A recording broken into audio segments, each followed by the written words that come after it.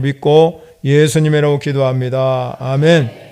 우리 그리스도인들은 세상을 살아가면서 종말론적 신앙관을 갖는 것이 너무나 귀하고 중요하다는 것입니다.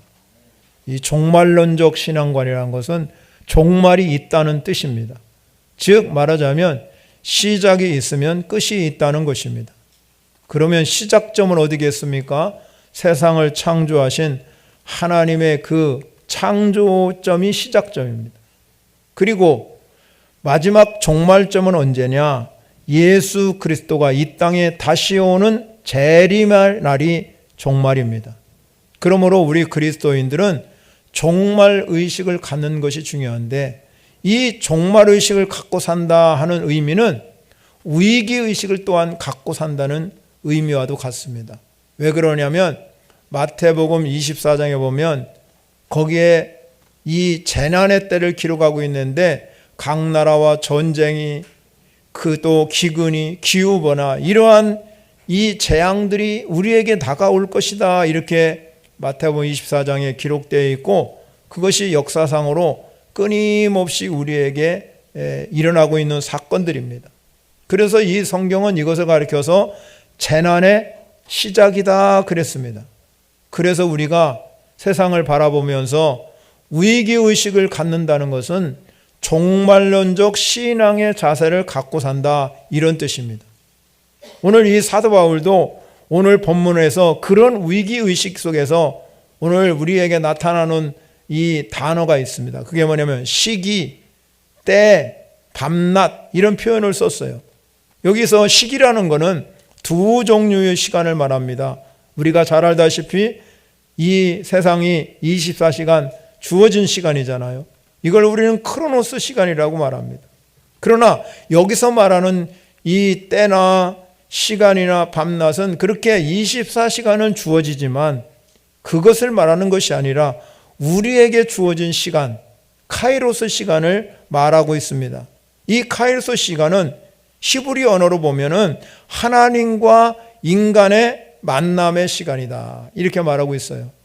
즉 말하자면 우리가 사용하는 이 시간 중에 하나님 앞에 가치 있게 사용하고 의미 있게 사용하는 시간을 우리는 카이로스 시간이다, 이렇게 말합니다. 성도 여러분, 이 세상 속에 살아가면서 하나님께서 의미 있는 시간을 보낸 사람이 성경에 굉장히 많아요. 우리가 구약 성경에 보면 우리가 잘 아는 애굽에서 노예 생활에 허덕이던 이스라엘 백성들에게 하나님의 구원의 때를 외친 사람이 바로 모세입니다. 모세. 또한 많은 사람들이 평화를 말할 때 홀로 유다의 멸망을 말하고, 그리고 저 바벨론에서 포로 생활을 예고한 사람이 누구냐면 예레미야 선지자입니다. 그래서 이 성경을 가르쳐도 이런 사람 모세나 예레미야를 우리는 선지자라, 이렇게 말합니다. 즉 이 선지자라는 뜻은 하나님의 뜻을 알아서 시대를 분별하는 사람이 선지자입니다. 선지자는 누구도 예상치 못한 시대에 위험을 느끼게 하고 누구도 알지 못하는 그 상황 가운데 소망을 선포하는 사람이 선지자입니다.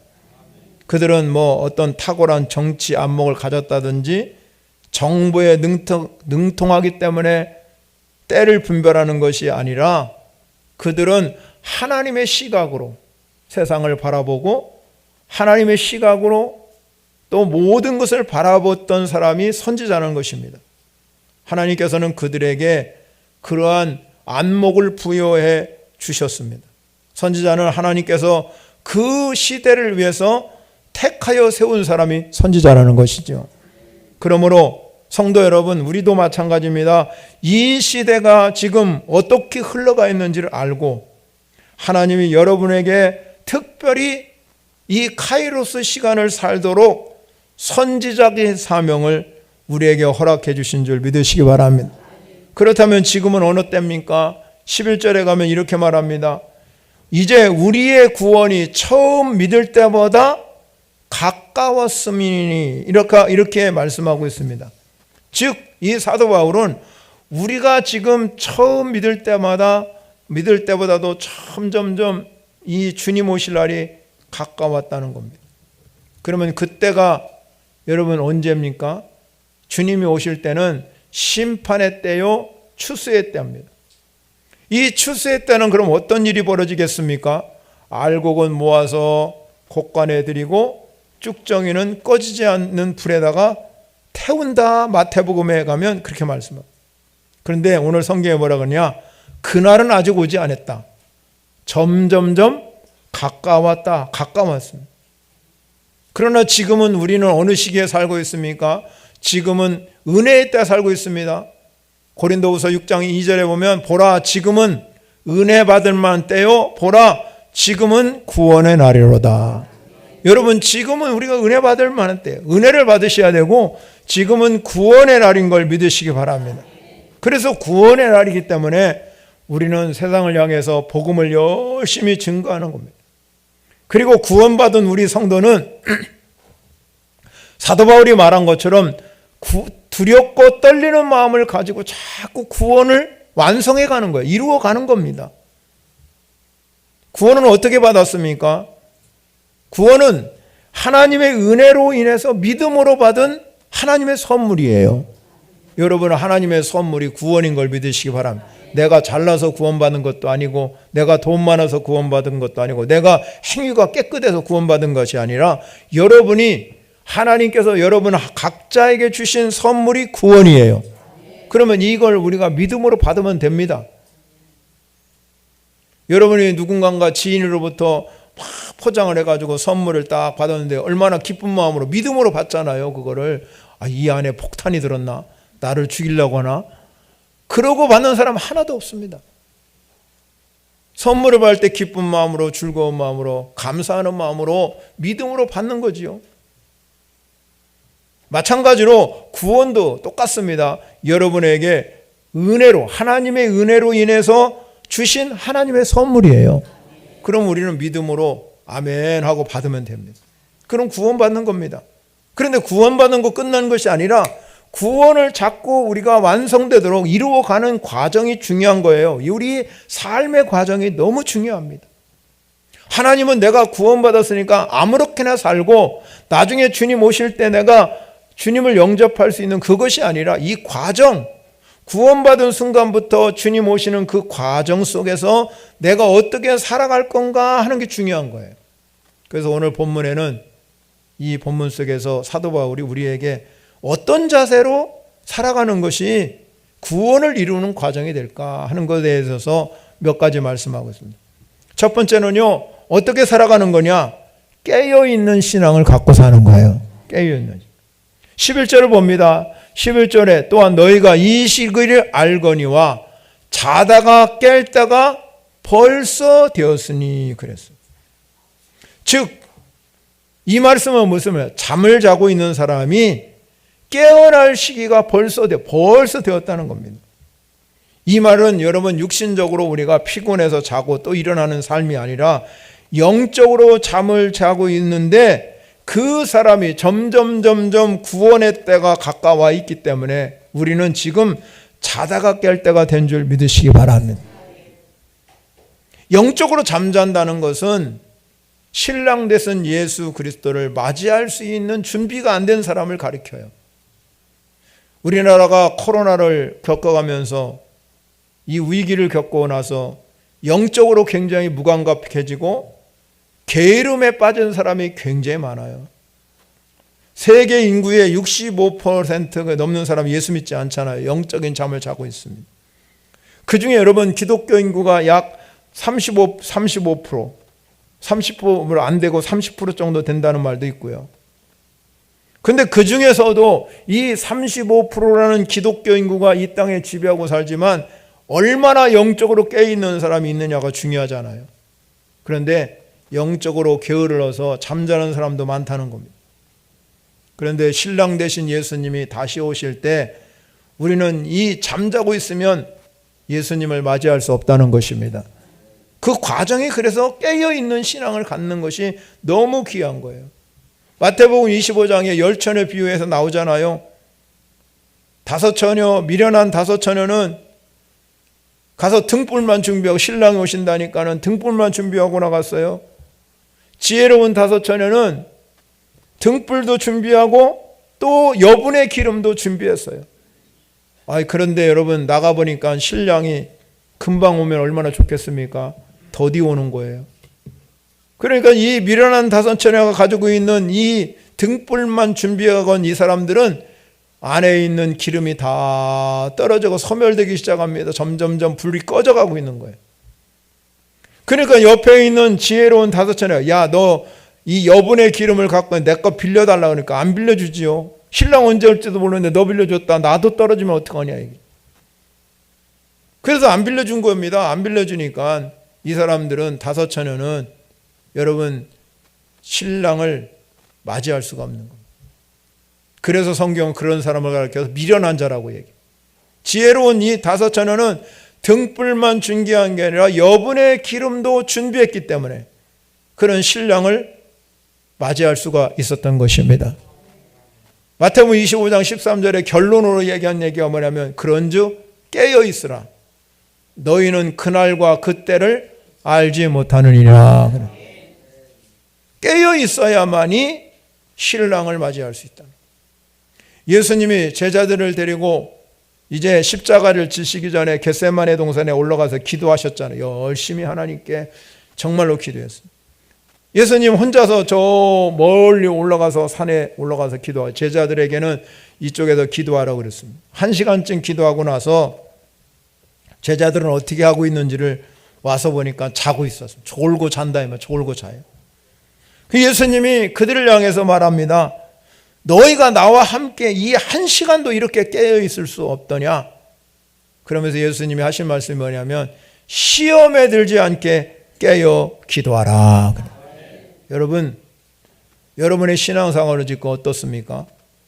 잠자는 자처럼 무감각하며 게으름에 깊이 빠져 있지는 않습니까?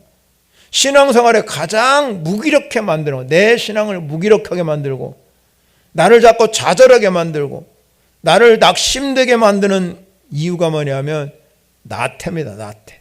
게으름과 나태입니다. 영적인 나태는 나를 자꾸 삶을 무기력하게 만들고, 소망이 없어요. 주님 앞에 소망이 없어요. 힘이 생겨야 되는데 힘이 없어요. 아무리 어려운 환경 가운데도 주님이 주시는 소망이 있으면 힘이 생기거든요. 그런데 그런 게 없어요. 그냥 될 대로 되라. 예? 그러고 살아가는 거예요. 무기력한 거지요. 어떻게 되겠지 이렇게 생각. 그런데 성경 우리에게 말합니까? 뭐라고 말합니까? 부지런하여 게으르지 말고 열심을 품고 주를 섬기라. 그렇게 말씀했어요. 무슨 말씀입니까? 바울이 말한 것처럼 지금은 자다가 깰 때라는 겁니다. 깰 때. 지금은 잘 때가 아니라는 겁니다.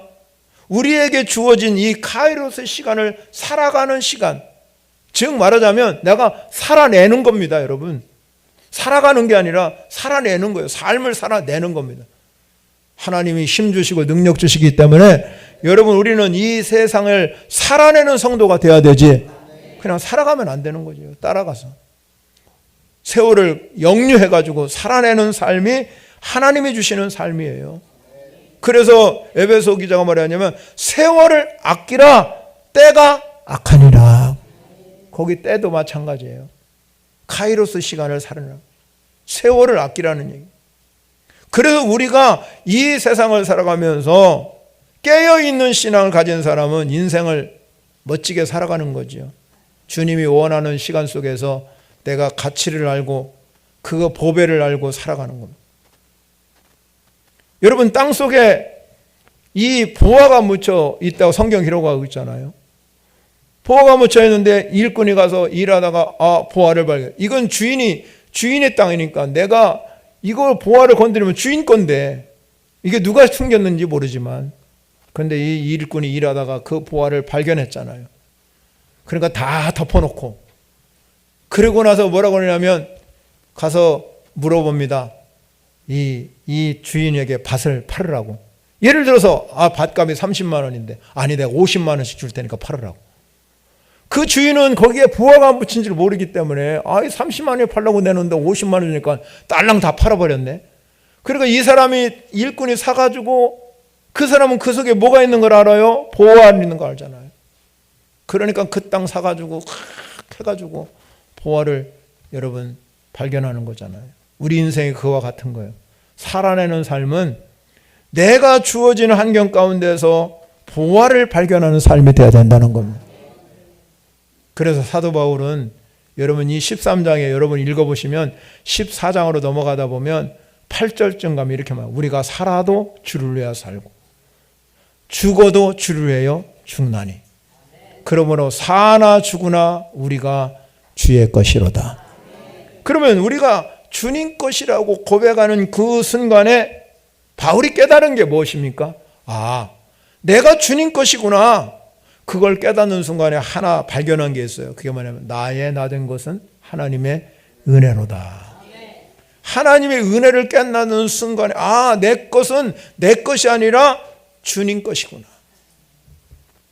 그래서 하나님 나를 사용하셔서 주님 뜻대로 되기를 원합니다.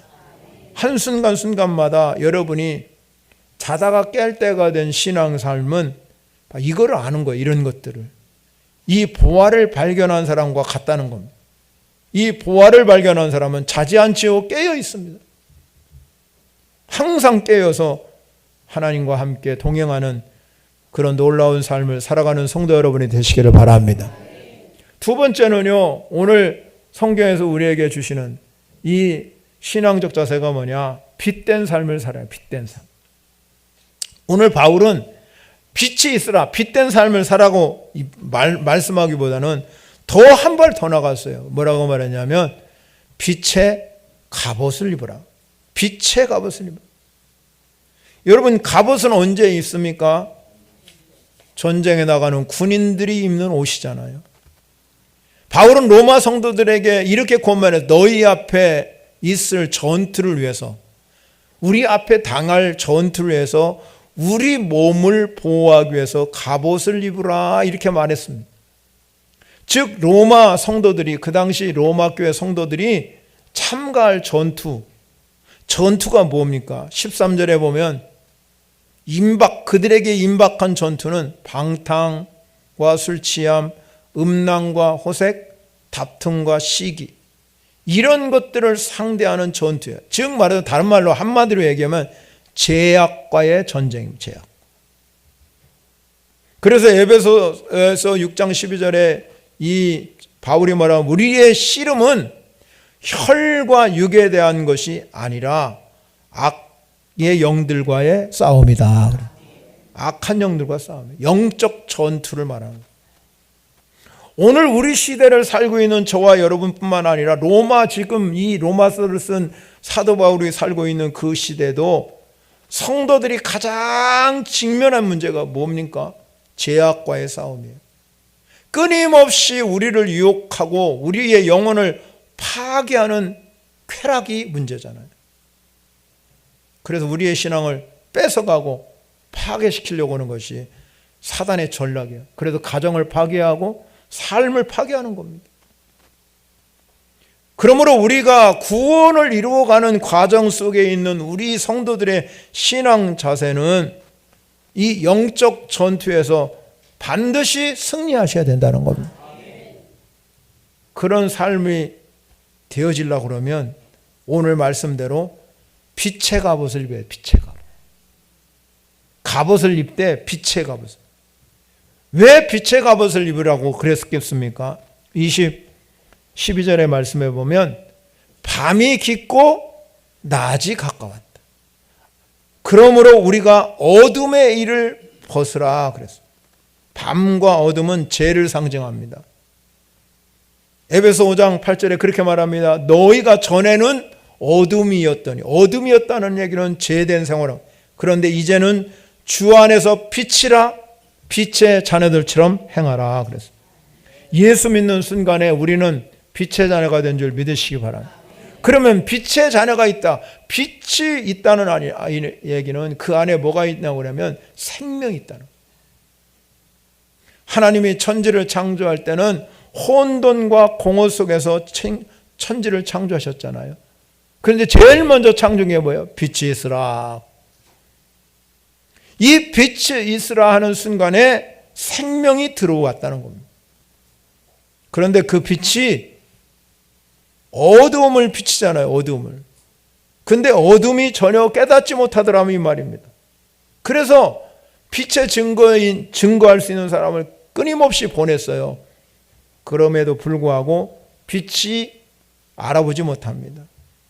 예수님이 그래서 뭐라고 말하냐면 참빛이라고, 내가 참빛이니 세상에 와서 각 사람에게 비치는 빛이다 그랬어요. 그럼에도 불구하고 세상 사람들은 받아들이질 않지요.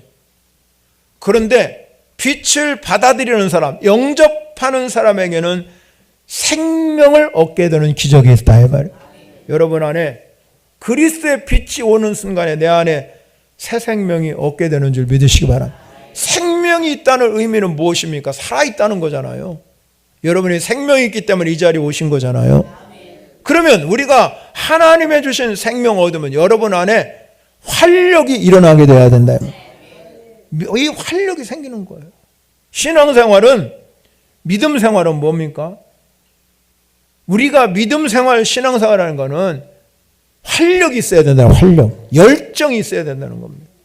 그게 믿음 생활이에요, 여러분. 내 믿음대로 될지니라. 이 믿음 생활, 내가 아무리 지치고 힘들고 질병에 걸릴 때도 할 수 있다 하면 된다 해보고, 할 수 있거든이 무슨 말이냐? 믿는 자에게 능히 하지 못할이 없다 말이에요. 빛의 갑옷은 이렇게 우리의 삶을 회복하는 은혜가 있는 줄 믿으시기 바랍니다. 그래서 빛의 갑옷을 입은 사람은 이 세상이 나에게 이 엄청난 여러분 핍박이 오고 제약이 나를 감싼다 할지라도 능히 감당할 수 있는 능력이 있을 줄 믿으시기 바랍니다. 그래서 오늘 본문에 가면 바울은 우리가 살아가면서 빛의 갑옷을 입고 살아가는데 이러한 이 방탕과 술 취함과 음란과 호색, 다투거나 시기하는 것이 아니라 우리는 단정히 행해야 된다. 낮에 같이 단정히 행한다. 이 단정히 행한다는 게 무엇입니까? 우리가 하나님의 거룩성을 나타내는 거룩성을.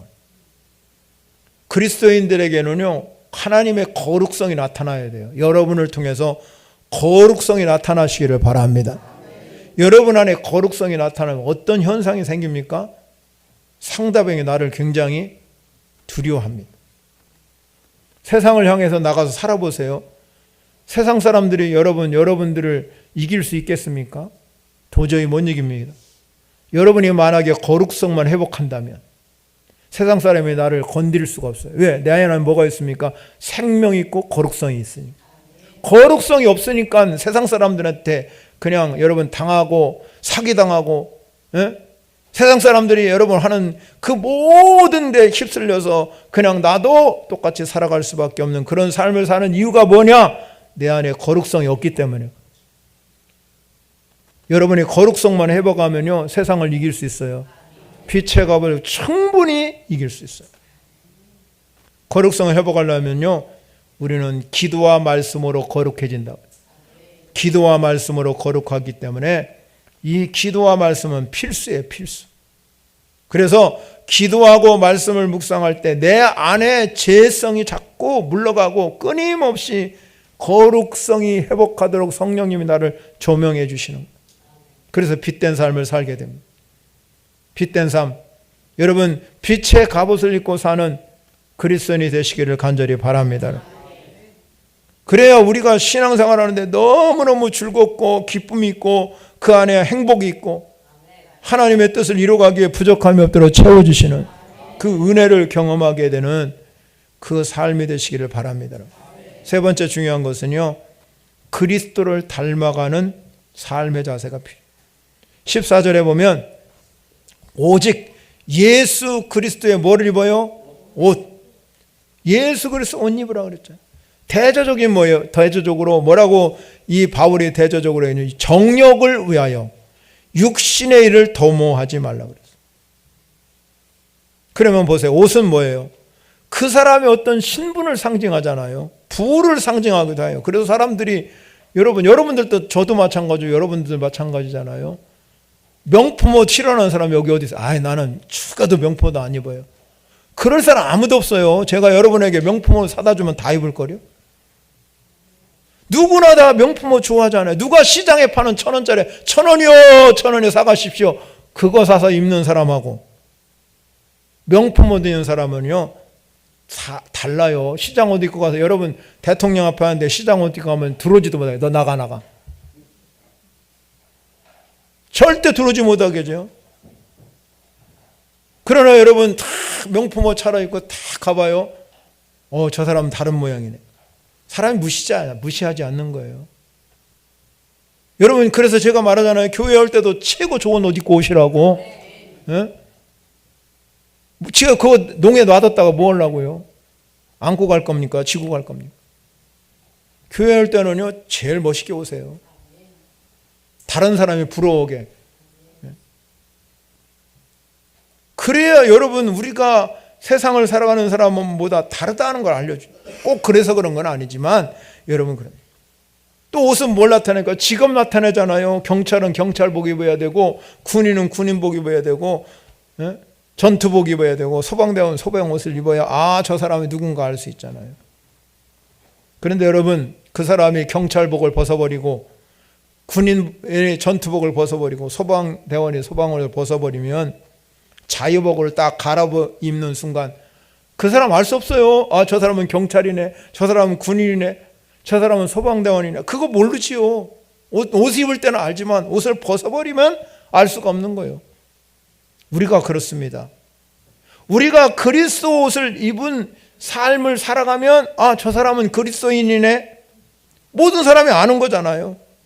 그런데 우리가 만약에 여러분 그리스도 옷을 벗어버리고 세상 옷 자유복 그대로 입고 살면 그냥 세상 속에서 묻혀 살면 저 사람이나 나나 저 사람 예수 믿는다고 밝히지 않으면 저놈이나 나나 똑같네. 정욕을 위하여 육신을 도모하고 사는 사람 삶의 모습이 여러분 그렇다는 겁니다. 우리가 그렇다고 해서 세상 일을 하지 말라는 의미가 아니에요. 우리는 세상 속에서 살아가는 보배롭고 존귀한 존재예요. 그러면 하나님이 이 세상을 살아가는 하나님의 백성들이 보배롭고 존귀한 존재라고 그러면 우리는 믿지 않는 사람보다 더 잘 살으셔야 돼요. 더 높은 지위를 가지시기 바랍니다. 더 좋은 상권도 지셔야 되고 더 좋은 집에서 살면 얼마나 좋아요. 믿지 않는 사람보다 더 좋은 차 타고 더 좋은 옷 입고 다니면 더 멋있지요. 그런데 중요한 게 있어요. 오늘 성경에서 우리에게 교훈해 주는 게 뭡니까?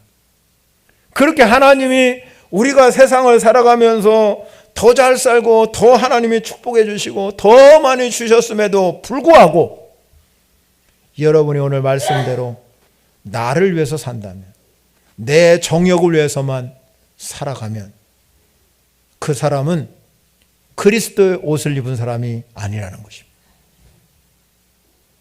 그리스도의 옷을 입은 사람은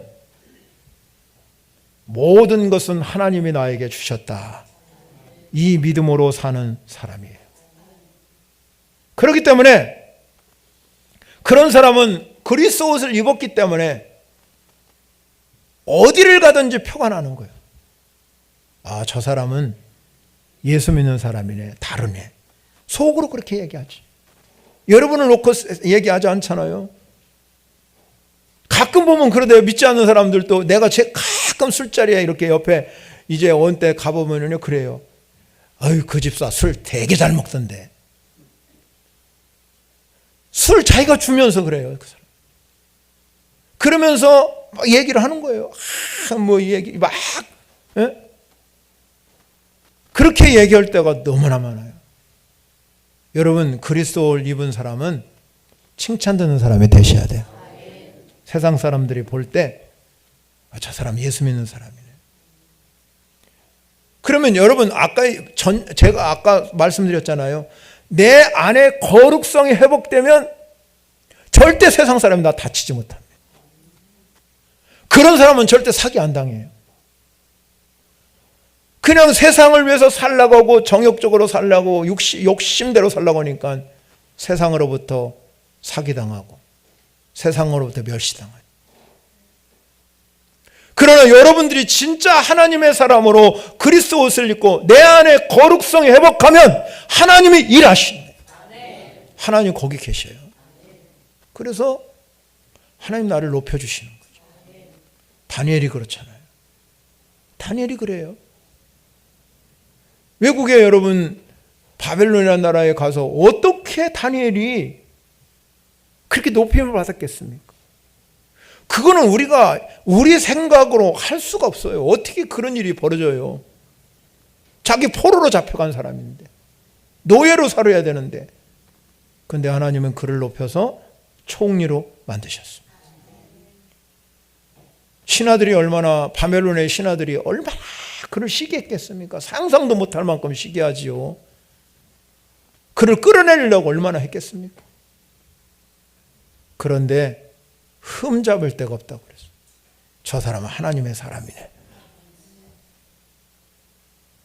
지금도 여전히 적용되는 말씀이잖아요.